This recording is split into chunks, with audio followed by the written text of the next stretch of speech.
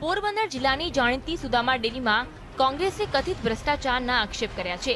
ડેરીમાં ભેળસેળ અને દૂધનો બહારથી જ વહીવટ થતો હોય તેવા આક્ષેપ કોંગ્રેસ લગાવી રહ્યું છે। ઉચ્ચ રાજકીય માથાઓ પાસે એક પણ પશુ નથી, છતાં પણ તેઓ રોજનું 2000 લીટર દૂધ ઉત્પાદન કરે છે। તો જિલ્લાના ફૂડ એન્ડ ડ્રગ્સ વિભાગના અધિકારીઓ ચાર્જમાં હોવાના કારણે તેઓએ હજુ સુધી એક પણ ડેરીના દૂધના સેમ્પલ નથી લીધા। આ મુદ્દે કોંગ્રેસ દ્વારા જિલ્લા કલેક્ટરથી લઈને મુખ્યપ્રધાન અને ગાંધીનગરના ફૂડ એન્ડ ડ્રગ્સમાં પણ લેખિતમાં ફરિયાદ કરી છે।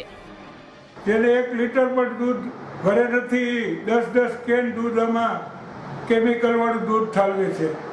પાવડર, કેમિકલ અને મેડિકલમાંથી પણ કંઈ લઈ અને લોકોને આરોગ્ય છેડા કરે છે અને પૈસા માટે થઈ અને લોકોની જાન જાય એવી સ્થિતિ ઊભી થઈ છે।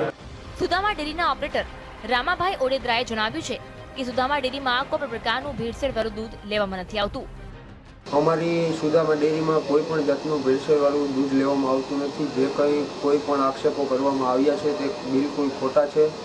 અમે 60 મંડળીનું અત્યારે કુતિયાણા બીએમસીમાં દૂધ આવે છે, તો 60 મંડળીનું અમે સ્વાસ્થ્ય કોઈનું ના બગડે તે માટે દરરોજ લેબોરેટરીમાં દૂધ ચેક કરી અને લેવામાં આવે છે। અને લેબોરેટરીમાં જો કોઈ પણ મંડળીવાળાની ભેળસેળ બતાડવામાં આવે તો તે દૂધનો તાત્કાલિક રીતે નાશ કરવામાં આવે છે।